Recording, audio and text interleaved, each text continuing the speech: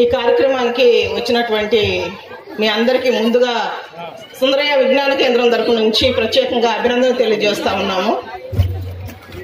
సుందరయ్య విజ్ఞాన కేంద్రం 2015లో ఇక్కడే ఆఫీస్ ఓపెన్ జరిగింది.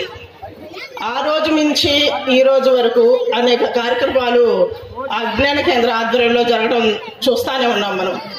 అంటే ప్రత్యేకించి స్టడీ, పిల్లలకి ట్యూషన్ ఏర్పాటు చేయడం, మెడికల్ క్యాంపులు ఏర్పాటు చేయడం, అదేవిధంగా పండగకి సంబంధించి ఇటువంటి సాంస్కృతిక కార్యక్రమాలు ఏర్పాటు చేయడం జరుగుతూ ఉంది.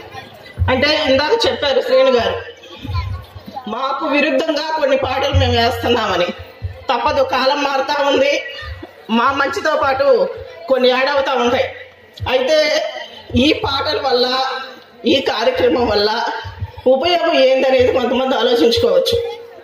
అంటే మనం అందరూ గమనిస్తూనే ఉన్నాం, ఇంట్లో నలుగురుంటే 4 ఫోన్లు ఉంటాయి. ఎవరి పాటికి వాళ్ళ ఫోన్లు చూసుకుంటూ ఉంటారు.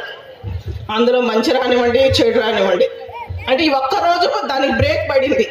గమనిస్తే పిల్లలందరూ చాలా చక్కగా ఉదయం నుంచి ఆడుకున్నారు, ఇప్పుడు పాటలు వేస్తూ ఉన్నారు. అంటే ఒక్కరోజైనా దానికి బ్రేక్ పడింది. ఈ ఆటలు పాటల ద్వారా వాళ్ళకి మానసికంగా దృఢంగా ఉంటారు, శారీరకంగా ఎదుగుదలకి కొంత ఉపయోగపడింది. అందుకు ఇది ఉపయోగపడింది. అంతేకాదు, ఈ సుందర విజ్ఞాన కేంద్రంలో మేము ఏదైతే స్టడీ ఏర్పాటు చేశామో, ఇక్కడ చదువుకున్నటువంటి పిల్లలు ఈరోజు చాలా మంది ఉన్నత స్థాయిలో ఉన్నారు. ఆ విజ్ఞాన కేంద్రం ద్వారా రాబోయే రోజుల్లో ఇంకా మంచి మంచి కార్యక్రమాలు జరగడానికి అందరూ కూడా మంగమూరు గ్రామం సహకరించాలని అనుకుంటూ, అదేవిధంగా ఒక కార్యక్రమం తీసుకుంటే దాని వెనక చాలా కృషి ఉంటుంది, ఎంతో ప్లానింగ్ ప్రకారం చేయాలి. అంటే ఈరోజు ఈ కార్యక్రమానికి సంబంధించి లేదా సుందర విజ్ఞాన కేంద్రం నడవడానికి కానీ, స్టడీలు నిర్వహించడానికి కానీ ఎంతో శ్రమ ఉంది. ఆ శ్రమ, అది సమయం కేటాయించినా, శ్రమ చేసినా ఆర్థికంగా వనరులు కావాలి, అంటే డబ్బులు కావాలి. అంటే ఈ మూడింటిని కేటాయించినటువంటి వాళ్ళు చాలా మంది ఉన్నారు. ఈ కార్యక్రమానికి ప్రత్యేకించి ఆర్థిక సహాయం చేసినటువంటి ప్రతి ఒక్కరికి మా సుందర విజ్ఞాన కేంద్రం తరఫున ధన్యవాదాలు తెలియజేస్తూ, ఐద్వా రాష్ట్ర కార్యదర్శి రమాదేవి గారిని మాట్లాడవలసిందిగా కోరుతున్నాను.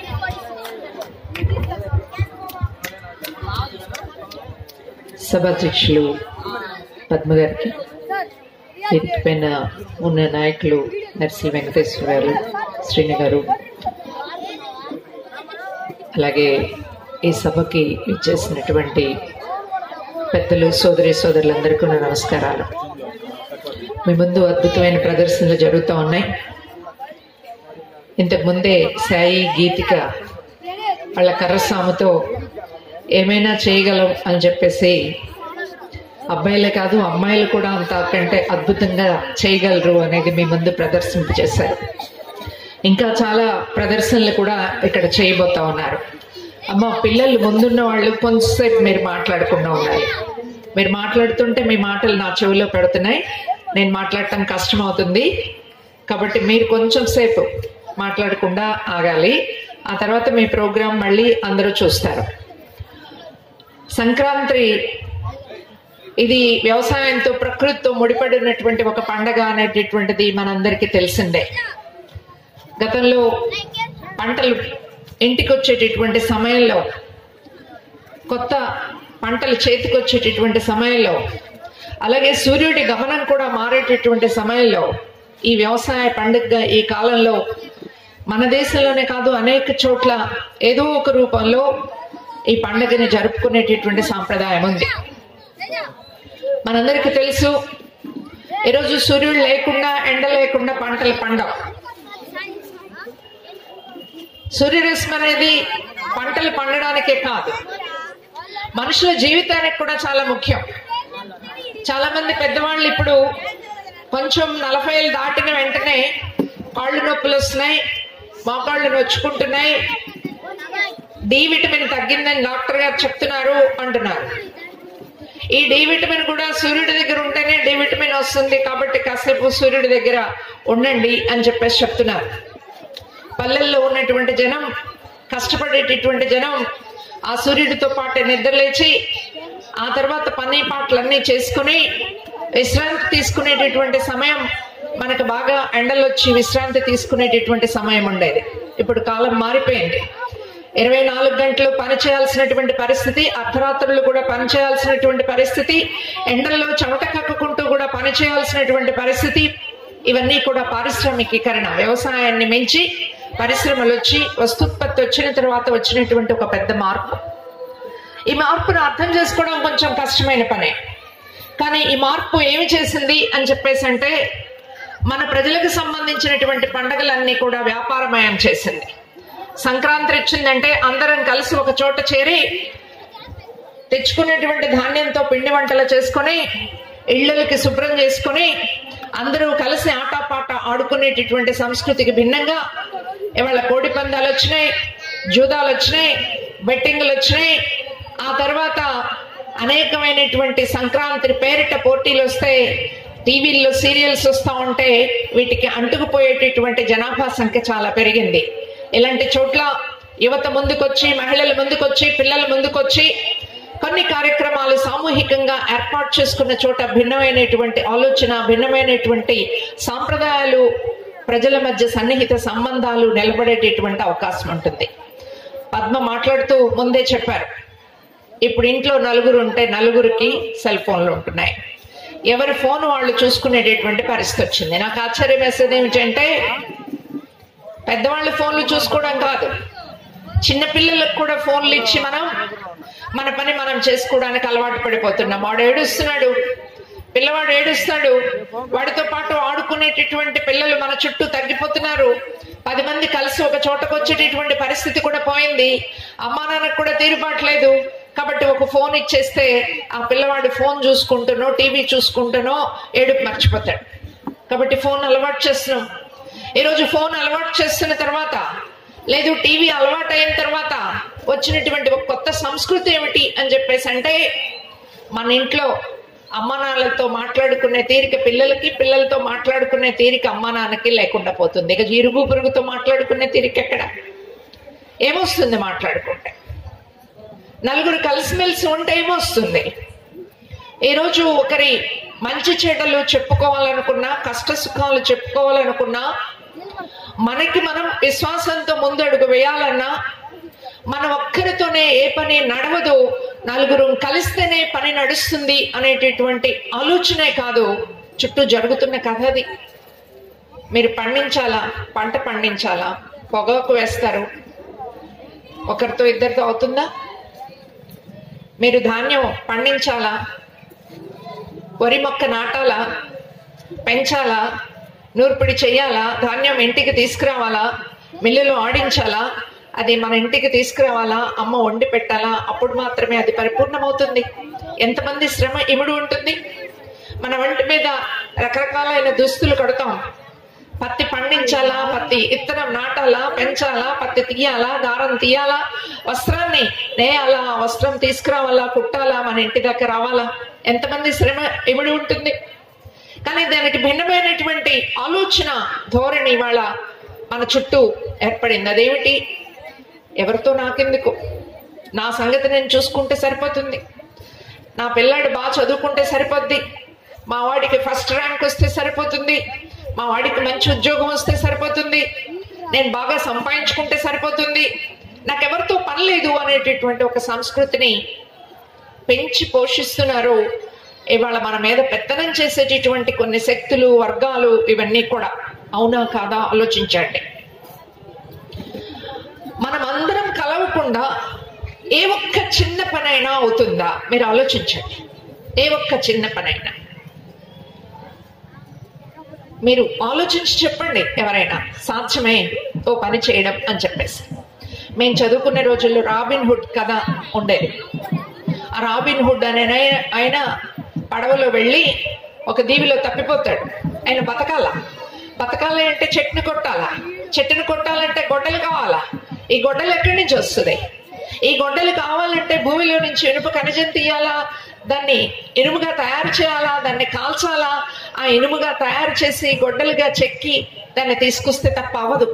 మనుషులు సహాయం చేయకుండా రాబిన్ హుడ్ గొడ్డల్ని తీసుకురాగలదా? తీసుకురాలేడు. ఆ రోజు ఆ కథ మాకు చెప్పేవాళ్ళు మా పంతులు గారు. ఈ రోజుల్లో అలాంటి కథలు చాలా ఉన్నాయి. మనం ఒక రాజు కథ చెప్తారు మన పెద్దవాళ్ళు. ఆ రాజు కథ ఏమిటి అని చెప్పేసి అంటే, నలుగురు కొడుకులు ఉన్నారట ఆ రాజుకి. కానీ ఈ పిల్లలకి ఏం చదువు రాలేదట. ఎవరు ఎంతమంది పెద్ద పండితులు వచ్చినా వాళ్ళకి చదువు రావడం లేదట. ఏం చేశారు రాజుగారు? ఓ చాటింపు వేయించారు, రాజ్యమంతా ప్రకటించారు, నా పిల్లలకి ఎవరైనా చదువు చెప్పే గురువు కావాలా, అలాంటి వాళ్ళు కోరుకున్నటువంటి వరాలు ఇస్తాను అని చెప్పేసి. ఒక పేద పంతులు గారు వచ్చారు, నేను నీ పిల్లలకి చదువు చెప్తాను అని చెప్పేసి బాధ్యత తీసుకున్నాట. ఏం చెప్పాడు ఆయన? పంచతంత్ర కథలు. మిత్రులారా, మీరు కొంతమంది అయినా వినుంటారు పంచతంత్ర కథలు. మిత్ర లాభము, మిత్ర భేదంతో మొదలుపెట్టి, స్నేహితులు కలిసి ఉంటే పావురాలు వల నుంచి ఎలా తప్పుకున్నాయో మనం మిత్ర లాభం కథలో మనం వింటాం. అందరూ కలిసి ఉండాలనేటటువంటి ఒక నీతి సూత్రాన్ని నేర్పడం మాత్రమే కాదు, కథలు చెప్పి ఆ రాజుగారి పిల్లలకి చదువు నేర్పి రాజుగారికి అప్పచెప్పాయట. మనం మన పిల్లలకి కథలు ఎంతమందిని చెప్తున్నాం? ఎంతమంది అమ్మా నాన్నలు, అవ్వాతాతలు బిడ్డల్ని దగ్గర కూర్చోబెట్టుకొని కథలు చెప్పే అలవాటు మనకి మిగిలింది? బహుశా ఇక్కడ ఎవరైనా ఉన్నారో లేదో నాకు తెలియదు. ఎవరైనా కథలు చెప్పే వాళ్ళు ఉంటే చెయ్యొద్దండి, సంతోషిస్తా. ఉన్నారా? మీ పిల్లలకు కథలు చెప్పే అమ్మా నాన్న ఎవరైనా ఉన్నారా? పర్లేదు, ధైర్యంగా అయితే ఇబ్బంది లేదు. ఇక్కడ ఒకడు కథ చేయెత్తుతున్నాడు, బహుశా వాళ్ళ అమ్మ చెప్తూ ఉండదు కథలు. అంటే కథలు చెప్పేటటువంటి ప్రక్రియ అనేటటువంటిది పురాతనమైన ప్రక్రియ మాత్రమే కాదు, ఇప్పటికి కూడా అద్భుతమైనటువంటి ప్రక్రియ. ఈ కథలు చెప్పడం అనేటటువంటిది మన చుట్టూ ఉన్నటువంటి ప్రకృతిని, మన చుట్టూ ఉన్నటువంటి జనం జీవితాన్ని పరిచయం చేయడం మాత్రమే కాదు, బిడ్డలకి మంచి ఏమిటో చెడేమిటో నేర్చుకోగలిగేటటువంటి విజ్ఞానాన్ని కూడా కథల ద్వారా నేర్పుతాం. కథల ద్వారా నేర్పడం మాత్రమే కాదు, బట్టి పెట్టడానికి భిన్నంగా బట్టి పెట్టడానికి. ఈ మాట వినండి, ఆలకించండి. అమ్మా నాన్నలు మరీ ముఖ్యంగా ఆలోచించండి. బట్టి పెట్టే చదువులు ఈ రోజు మన పిల్లలకి చెప్తున్నారు.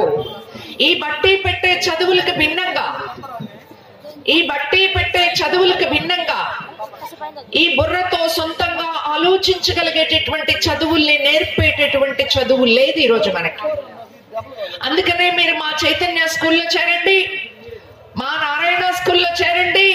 మీ పిల్లవాడికి ఫస్ట్ ర్యాంక్ వస్తుంది, మీ పిల్లవాడికి ఫస్ట్ ఫస్ట్ ఫస్ట్ అని టీవీల్లో గోల పెడుతుంటే మన పిల్లలందరినీ తీసుకువెళ్లి కాన్వెంట్ లో పంపిస్తున్నాం. ఎందుకు పంపిస్తున్నామో ఎప్పుడైనా ఆలోచిస్తున్నామా? మన ఊళ్ళో వీధి బడి కంటే భిన్నంగా కాన్వెంట్ లో ఏమి చెప్తున్నారో ఆలోచిస్తున్నాం మనం ఏనాడైనా? లేదు.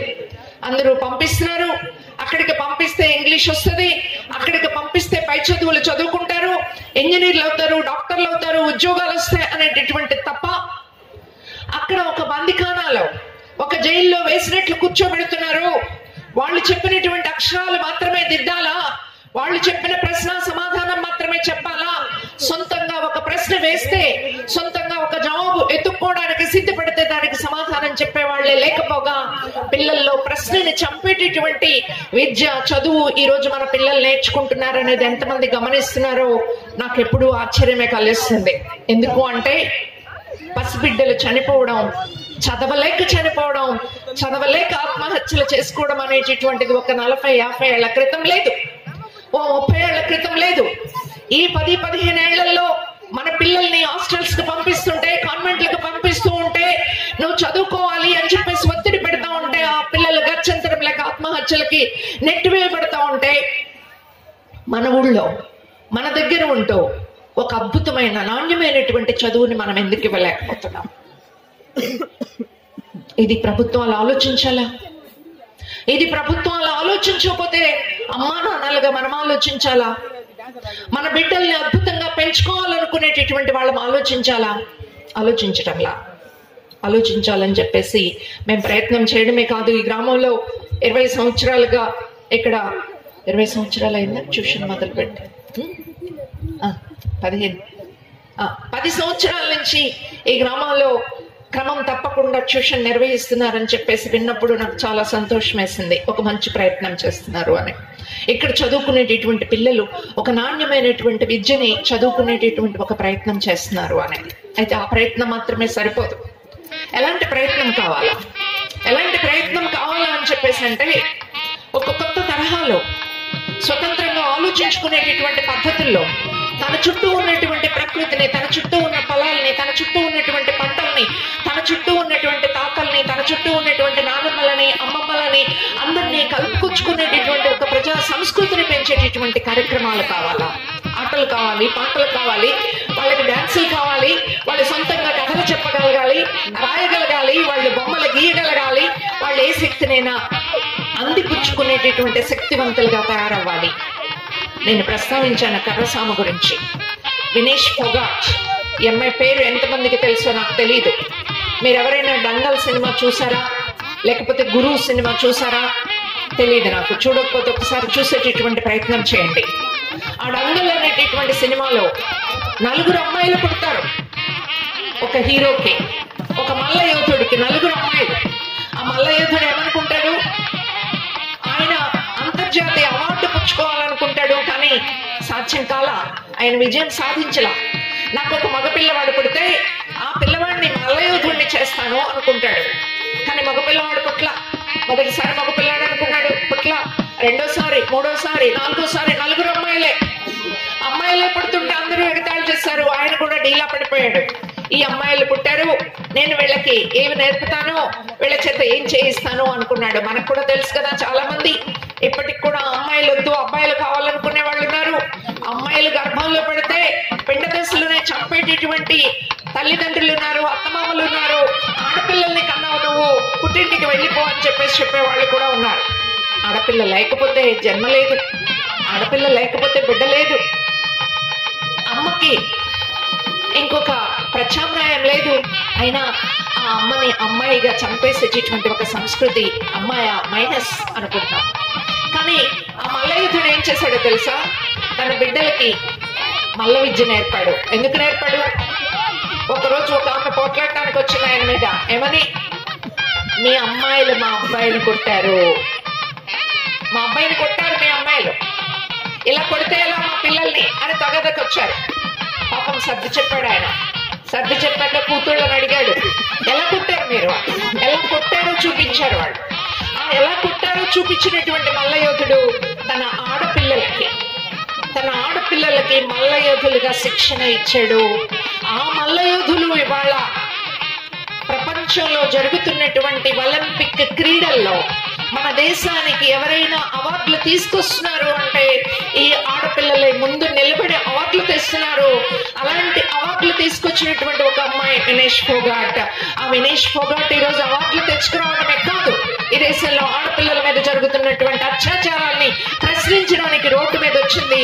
ఆ రకంగా ప్రభుత్వాన్ని ఢీకొనడానికి కూడా సిద్ధమైంది. ధైర్యం ఉండాలి కదా అలా ఢీకొనాలంటే. స్వామి వివేకానంద ఆయన మన దేశంలో పుట్టి అమెరికా వెళ్ళి మన దేశ గొప్పతనం గురించి, ఆయన హిందూ మతం యొక్క గొప్పతనం గురించి కూడా చెప్పొచ్చాట. ఆయన ఏం చెప్పాడు? ఈ దేశంలో ఉన్న యువతకి, ఈ దేశంలో ఉన్న ప్రజలకు ఏం పిలిపించాడు? భయం లేకుండా బ్రతకండి, భయం లేకుండా బ్రతకండి, మీ కాళ్ళ మీద మీరు నిలబడేట్లు బ్రతకండి, ఆత్మ గౌరవంతో నిలబడండి. ఆత్మ గౌరవంతో బ్రతకడమే కాదు, ఈ దేశం స్వతంత్రంగా బ్రతకగలిగేటటువంటి దేశంగా ఎదగాలి అని చెప్పాడు. ఈ రోజు ఎంతమందిని గుర్తు తెచ్చుకుంటున్నాం ఆ స్వామి వివేకానందని. డాక్టర్ బిఆర్ అంబేద్కర్ నాయకత్వంలో ఒక రాజ్యాంగం రాశారు. ఏమిటా రాజ్యాంగం? ఆ రాజ్యాంగం స్వాతంత్ర ఉద్యమం ఫలితంగా రాసుకున్న రాజ్యాంగం, బ్రిటిష్ వాళ్ళని వెళ్ళగొట్టి రాసుకున్నటువంటి రాజ్యాంగం. ఆ రాజ్యాంగం ఏం చెప్పింది? ఈ దేశంలో కులం లేదు, మతం లేదు, మనుషులంతా ఒకటే, ఆడ లేదు, మగ లేదు, ప్రాంతం లేదు, భాష లేదు, మనం విశ్వ మానవులం, అందరం సహోదరులం, అన్నదమ్ముల్లాగా బ్రతకాలా అని చెప్పేసి. అలా ఉందా పరిస్థితి? ఒక కులం పిల్ల ఇంకొక కులం పిల్లవాడిని పెళ్లి చేసుకుంటే కిరాతకంగా చంపేటటువంటి దౌర్భాగ్యం ఎందుకు వచ్చింది మనకి? మనుషులంతా ఒకటే అయినప్పుడు ఒక కులం పెద్దది, ఒక కులం తక్కువది ఎలా అయింది? ఒక కులం వాళ్ళు అంటారా కాని వాళ్ళు ఎలా అయ్యారు? ఒక కులం వాళ్ళు మాత్రమే దేవుడి దగ్గరికి రాయబారం నడపగలిగేటటువంటి మంత్రాలు చదవగలిగే వాళ్ళు ఎలా అయ్యారు? ఎందుకని ఏ కులంలో పుట్టిన వాళ్ళైనా మంత్రతంత్రాలు నేర్చుకుని ఆ దేవుడికి విన్నవించేటటువంటి పని చేయలేకపోతున్నారు? ఎవరు పెట్టారు ఈ అంతరాలు? ఈ అంతరాలు ఉంటే మనందరం అన్నదమ్ముల్లాగా బ్రతకగలిగేటటువంటి పరిస్థితి వస్తుందా? స్నేహంతో ఉండగలిగేటటువంటి పరిస్థితి వస్తుందా? రాదు. కాబట్టే ఆనాడు బ్రిటిష్ వాడిని వెళ్ళగొట్టుకునేటప్పుడు ఈ దేశంలో ఉన్నటువంటి కులాలు మతాలు తేడాలన్నీ పక్కన పెట్టుకుని అందరం స్వేచ్ఛగా బ్రతుకుతాం, అలాంటి ఒక చట్టాన్ని చేసుకుంటామని చెప్పేసి ఒక రాజ్యాంగాన్ని రాసుకున్నాం. ఆ రాజ్యాంగం రాసుకుని 75 ఏళ్ళయింది. ఇప్పుడు ఏమవుతుంది? నాకు ఇందాక మిత్రులు ఎవరో చెప్తున్నారు, పలానా కులం వాళ్ళు పలానా పార్టీ, పలానా కులం వాళ్ళు పలానా పార్టీ, పలానా కులం వాళ్ళు పలానా పార్టీ. ఎందుకు వచ్చింది ఇది? వాస్తవంగా ఇది మన మధ్య వచ్చిన తేడాలా, లేకపోతే రాజకీయ పార్టీలు తమ హమ్ముని తమ బలాన్ని సమకూర్చుకోవడానికి ప్రజల్లో కుల భావాలను రెచ్చగొడతా ఉన్నారా? ఆలోచించండి మిత్రులారా. ఈరోజు మనందరికీ పొగాకు పండిస్తాం, ఇక్కడ శనగ పండిస్తున్నారు, సుబాబులు వేస్తున్నారు, లేకపోతే ధాన్యం పండిస్తున్నారు, లేదు మిర్చి పండిస్తున్నారు, పత్తి పండిస్తున్నారు.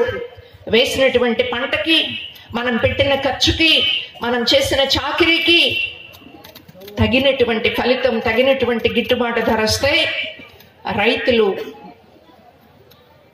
శుభ్రంగా సుఖంగా బ్రతకగలిగే పరిస్థితి వస్తుంది. ఆ రైతుల మీద ఆధారపడేటటువంటి కూలి జనం 10 రూపాయలు కాదు 15 రూపాయలు ఉంటే గానీ మా కుటుంబం నడవదంటే కూలీలకి తగినటువంటి కూలీ ఇచ్చేటటువంటి పద్ధతి వస్తుంది. ఉందా స్థితి? ఈ రైతుల్లో అన్ని కులాల రైతులు ఉన్నారా లేదా? ఈ కూలీల్లో అన్ని కులాల కూలీలు ఉన్నారా లేదా?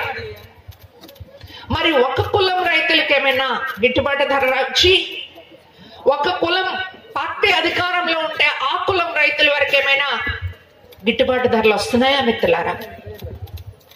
ఇవాళ కరెంటు బిల్లులు వస్తున్నాయి. ఇంతకుముందు కరెంట్ లేకుండా ఉంటే మనం ఏం అనుకోలే, కానీ ఇవాళ ఇళ్లలో కరెంట్ లేకపోతే బ్రతకగలిగే పరిస్థితి లేదు.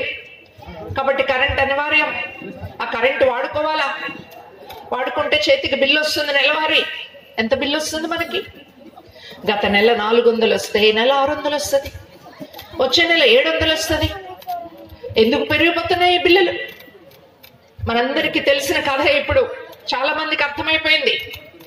అయ్యా నా దగ్గర కరెంటు అన్ని చోట్ల 149 పైసలకి ఇవ్వచ్చు, నేను మాత్రం 249 పైసలకి ఇస్తాను, మీరు కొనుగోలు చేయాలా అని చెప్పేసి మాట చెప్పడమే కాదు, 1750 కోట్ల రూపాయలు లంచం ఇస్తే అగ్రిమెంట్ చేసి ఆ రైట్లన్నీ జనం నెత్తి మీద వేస్తున్నారు అనేది ఇప్పుడు చాలా మందికి తెలిసింది. ఇంత అన్యాయంగా లంచాలు ఇస్తే రద్దు చేయాలా? జనానికి కరెంటు బిల్లులు తగ్గించాలా? లేదు కదా. ఏ పార్టీ అధికారంలో ఉన్నదే చేస్తుంది కదా. మరి ఏ కులాన్ని ఉద్ధరించినట్లు? మిత్రులారా, ఈ కులాల తేడాలు ఇప్పుడు మరీ పెరుగుతున్నాయి మేం చదువుకునే కాలం కంటే. ఎందుకని? మేము చదువుకున్నప్పుడు ప్రైవేట్ కాన్వెంట్లు లేవు, అందరం వీధి బడిలోనే చదువుకున్నాం, అందరూ ఊరు హై స్కూల్లోనే చదువుకున్నాం. అక్కడ అన్ని కులాల వాళ్ళు ఉండడమే కాదు, ఊళ్ళో ఉన్న పెద్ద భూస్వామి పిల్లలు, కూలి చేసుకునేటటువంటి వాళ్ళ పిల్లలు అందరం కూడా అదే స్కూల్లో చదువుకున్నాం. ఆనాడు చిన్న వయసులో తారతమ్యాలు తెలియనటువంటి వయసులో అన్ని కులాల వాళ్ళం స్నేహితులం అయ్యాం. ఈరోజు ఆ వాతావరణం ఉందా అని నేను అడుగుతా ఉన్నా. అంటే ఒక మంచి సమాజాన్ని మనం సృష్టించుకోవడం కాకుండా ఈ సమాజంలో అన్ని చెడుగుల్ని మన నెత్తి మీద రుద్ది మీ కర్మ అంటున్నారు. ఇక్కడ కూర్చున్న వాళ్ళకి ఎవరికైనా అప్పులు లేకుండా ఉన్న వాళ్ళు ఎవరైనా ఉన్నారేమో నాకు తెలియదు. నేను చాలా చోట్ల అడుగుతున్నా, అప్పు చేయకుండా ఉన్న వాళ్ళు ఉన్నారా అని. కనిపించడంలా నాకు. మైక్రో ఫైనాన్స్ అప్పులు కూడా మిత్రులారా, ఇవి కూడా చాలటం లేదు. కాబట్టి ఏంటవి ఫోన్లో లోన్ యాప్లు, ఆ యాప్లో నాకు లోన్ కావాలంటే లోన్ వచ్చేస్తుంది. నువ్వు లోన్ తీర్చకపోతే నీ వెంట పడతా. ఎందుకింత రుణాల ఊబిలో కూరుకుపోయారు? మీ అందరికీ తెలుసో లేదో నాకు తెలియదు. అన్ని రాష్ట్రాల కంటే ఆంధ్ర రాష్ట్రంలో అప్పులు ఎక్కువ చేస్తున్నారట. ఈ అప్పులు చేసేటటువంటి వాళ్ళల్లో కూడా ఆడవాళ్ళు చాలా ముందున్నారట. 1,00,000 మందిలో 60,000 మంది అప్పులు చేశారు అనేటటువంటిది ఒక లెక్క. ఇది నా లెక్క కాదు, సర్వే చేసి వెల్లడి చేసినటువంటి లెక్క. దీని ఫలితం ఏమిటి అని చెప్పేసి అంటే, ఈ రుణాల ఊబిలో కూరుకుపోయి ఎన్ని కష్టాలు, ఎన్ని రకాల కష్టాలు పడుతున్నారు అనేటటువంటిది నేను చెప్పాల్సిన అవసరం. సో మిత్రులారా, ఇలాంటి సందర్భాలు సంక్రాంతి కావచ్చు, లేకపోతే అది క్రిస్మస్ కావచ్చు, లేకపోతే రేపు తిరునాళ్ళలో వచ్చేటటువంటి కాలం కావచ్చు, నలుగురు కూర్చొని సరదాగా మంచి చెడు మాట్లాడుకునేటటువంటి కాలాన్ని మనం పెంచుకోవాల్సిన అవసరం ఉంది. అలాంటి కాలాన్ని మనం పెంచుకోవాలి అని చెప్పేసి అంటే, మనం ఒక్కరిగా కాదు, అందరంగా సుఖంగా ఉన్నప్పుడే మనం సుఖంగా ఉండగలం అనేటటువంటి ఆలోచన మనకి పెరగాల్సినటువంటి అవసరం అన్నది. అందరి ప్రయోజనాలు, ఉమ్మడి ప్రయోజనాలు అనేటటువంటి ఆలోచన కూడా పెంచుకోవాల్సిన అవసరం ఉంది. దానికి భిన్నంగా ఈరోజు సీరియల్స్, ఈరోజు సినిమాలు, ఏమి సినిమాలు వస్తున్నాయి మనకి. వాడెవడో కలప దొంగతనం చేస్తాడట, వాడు హీరో. తగ్గేదేలే అంటే నే తగ్గేదేలే అంటున్నారు. ఎందుకు తగ్గడం, ఎందుకు తగ్గకపోవడం? ఈ విచక్షణ ఏమైనా ఉన్నదా? ఇలాంటి సినిమాలు ఎందుకు పాపులర్ అవుతున్నాయి? ఆ సినిమాలో యాక్టర్ గొప్పతనం కాదు, కథ గొప్పతనం కాదు మిత్రులారా, ప్రకటనలు. ఆ సినిమా ఎంత గొప్పదట అని దానికి ప్రచారం చేసే పద్ధతులు ఉన్నాయే, ఈ పద్ధతుల వలన జనానికి అందరికీ తెలుసు. మీ అందరికీ పుష్ప అనే సినిమా గురించి తెలుసు, లేకపోతే డాకు మహారాజ్ గురించి తెలుసు, లేకపోతే మరి ఇంకొక సినిమా గురించి కూడా తెలిసి ఉండొచ్చు. మీకు ఎవరికైనా లప్తా లేడీస్ అనే సినిమా వచ్చిందనేది తెలుసా? తప్పిపోయిన మహిళల గురించి తెలుగులో కూడా ఉంది మిత్రులారా. తప్పిపోయిన మహిళల గురించి చెప్తూ, ఆ మహిళలు ఎంత సమర్థవంతులో చెప్పినటువంటి కథ గురించి మనకు ఎంతమందికి తెలుసో నాకు తెలియదు. ఆ సినిమా గురించి ఎంతమందికి తెలుసో నాకు తెలియదు. సినిమాల్లో ఈరోజు ఆడవాళ్ల అంగాంగ వర్ణన, కెమెరా దృష్టి పెట్టి ఆడవాళ్ళని తేలిగ్గా చూసేటటువంటి ఒక సంస్కృతికి భిన్నమైన సంస్కృతి ప్రజా సంస్కృతి. ఇక్కడ సుందరయ్య విజ్ఞాన కేంద్రం పేరిట సుందరయ్య గారి జీవితం గురించి కూడా అద్భుతంగా ఇక్కడ మన పిల్లలు వేశారు. ఆయన ఈ రాష్ట్రంలో, ఈ దేశంలో ప్రజలందరికీ ఒక మంచి రాజ్యం రావాలా అనేటటువంటి దానికి పోరాడి నిలబడినటువంటి ఒక మార్గాన్ని చూపించినటువంటి వ్యక్తి. ఆయన ఏం చెప్పాడో మన బిడ్డలకి చెప్పాలా, వివేకానందుడు ఏం చెప్పాడో మన బిడ్డలకి చెప్పాలా, అంబేద్కర్ ఏం చెప్పాడో మన బిడ్డలకి చెప్పాలా. ఈ దేశంలో భగత్ సింగ్ లాంటి యువకుడిగా స్వతంత్రం కోసం పోరాడినటువంటి ఆయన ఏం చెప్పాడో మనం నేర్చుకోగలగాల, మన బిడ్డలకు నేర్పాలా. నేర్పినప్పుడే వాళ్ళు ఒక మంచి మనుషులుగా తయారవడం కాదు, అమ్మా నాన్నలు వదిలేసిపోతున్నారట, అమ్మా నాన్నలు చూసేవాళ్ళు లేరట, పెద్దవాళ్ళని పట్టించుకునే వాళ్ళు లేరట అని చెప్పుకునే రోజులు కాకుండా పెద్దవాళ్ళని, మంచి వాళ్ళని అందరినీ చూసుకుంటూ, దేశమంటే మట్టి కాదు, దేశమంటే మనుషులు, దేశమంటే మట్టి కాదు, దేశమంటే మనుషులు, దేశాన్ని ప్రేమించడం అంటే మనుషుల్ని ప్రేమించడం అని, దేశమును ప్రేమించుమన్నా మంచి అన్నది పెంచుమన్నా అని చెప్పినటువంటి గురజాడ సూక్తుల్ని మనం చదువుతో పాటు, తిండితో పాటు, మనం ఉగ్గు పాలతో ఇలాంటి విషయాల్ని నేర్పుకోగలిగితే మన చుట్టూ ఉన్నటువంటి చెడ్డ సంస్కృతిని మన నెత్తి మీద ఎక్కి నాట్యమాడుతూ పెత్తనం చేస్తున్నారే పాలక వర్గాలు, మీకు మంచి చేస్తామని ఓట్లు వేసి ఆ తర్వాత మన గోడు పట్టించుకున్న వాళ్ళని కూడా నిలవేయగలిగే శక్తి కూడా మనకు వస్తుందనేది మీ అందరికీ తెలియజేస్తూ, ఎందుకంటే ఎక్కువ సమయం నేను తీసుకుంటే మన పిల్లలందరూ ఎదురు చూస్తున్నారు, ఇంకా చాలు మేడం అని చెప్పేసి అంటారు. అందువల్ల అందరికీ కూడా ధన్యవాదాలు. సెలవు మిత్రులారా.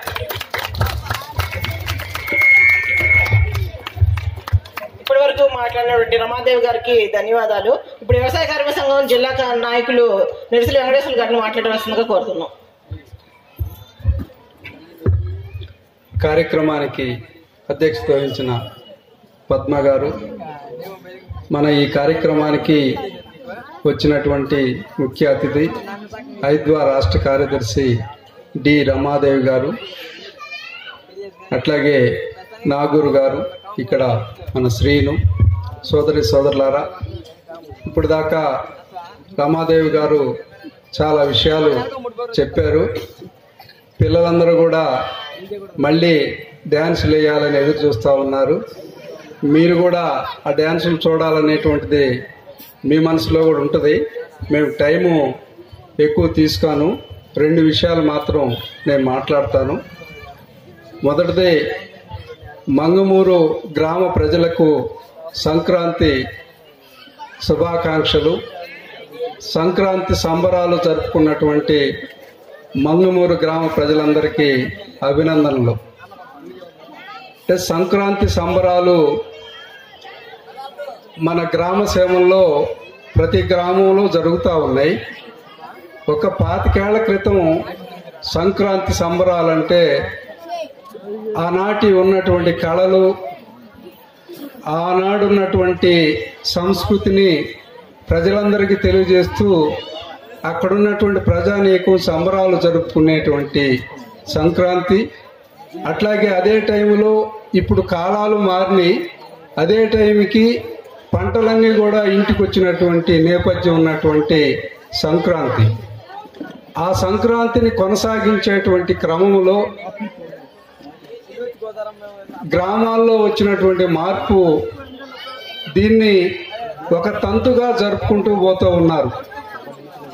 అంటే మొక్కుబడిగా జరుపుకున్నటువంటి సంక్రాంతి జరుగుతూ ఉంది. అంటే ఏటా జరుపుకుంటున్నాం కదా, ఈ సంవత్సరం కూడా తీసుకొచ్చి తెల్లారితో డ్యాన్సులు వేయించుకోవచ్చు. అది సంబరాలు కాదు.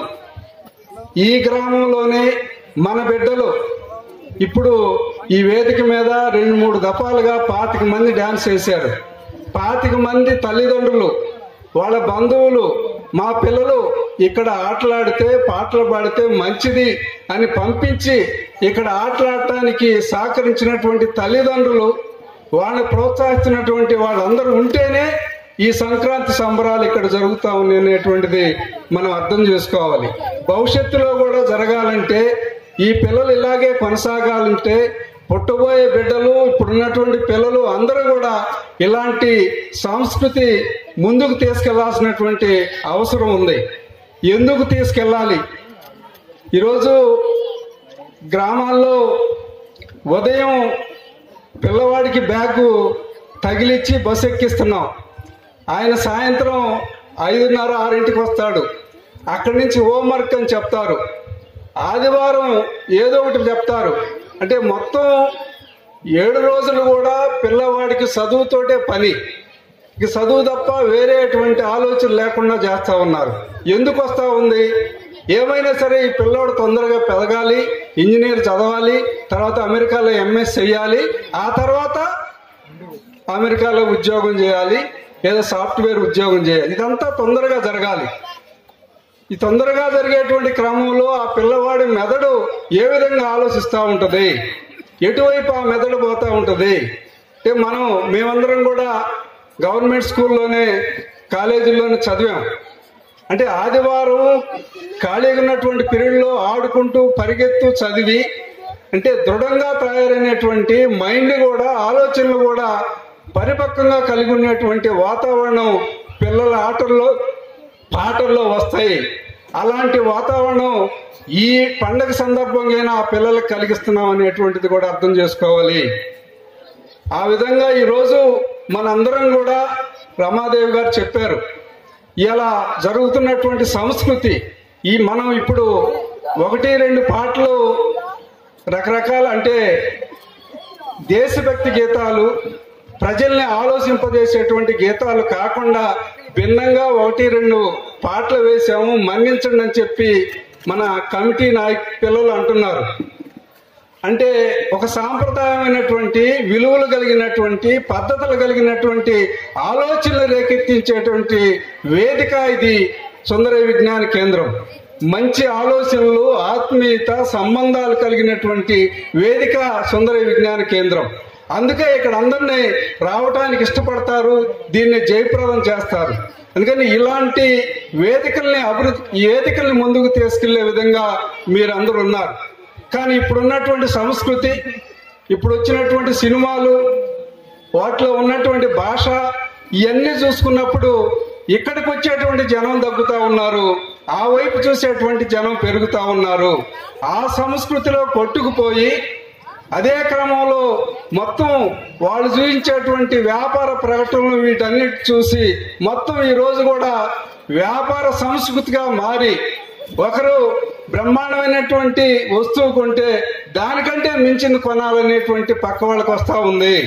అంటే ఒకరు చూసి ఒకరు పోటీ పడేటువంటి సంస్కృతి ఈ పెట్టుబడిదారీ వ్యవస్థ ముందుకు తీసుకొచ్చింది. దాన్ని ఈరోజు అందరం మనం తెలియకుండానే మన ఆలోచనలు ఆటోమేటిక్గా మన బుర్రలేకపోతా ఉన్నటువంటి నేపథ్యంలో ఈరోజు దేశవ్యాప్తంగా ఇలాంటి పరిస్థితి ఉంది. వీటికి భిన్నంగా ఆలోచించాలని ఆ వైపు జరిగేటువంటి కార్యక్రమాలు ఈ విజ్ఞాన కేంద్రంలో జరుగుతూ ఉన్నాయి. దీన్ని ఈ గ్రామ ప్రజలు ఎప్పటి నుంచో అభినందిస్తున్నారు, ఆర్థికంగా సహాయం చేస్తున్నారు, అన్ని రకాలుగా తోడ్పడుతున్నటువంటి మీ అందరికీ ప్రత్యేకమైనటువంటి ధన్యవాదాలు తెలియజేస్తూ ముగిస్తా ఉన్నాను.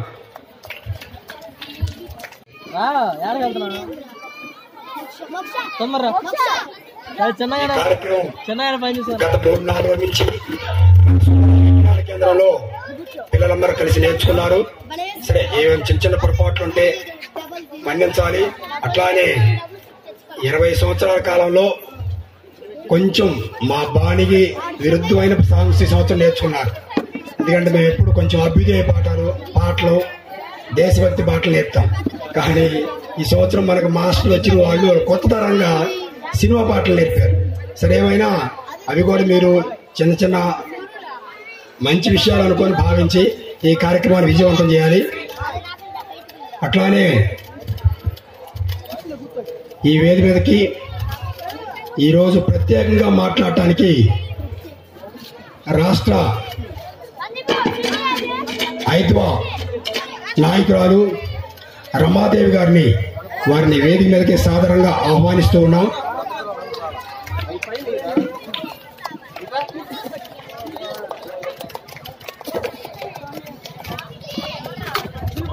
అలాగే వ్యవసాయ కార్మిక సంఘం జిల్లా అధ్యక్షులు నిరుసుల వెంకటేశ్వర్లు గారిని వేదిక మీదకి సాదరంగా ఆహ్వానిస్తూ ఉన్నాం.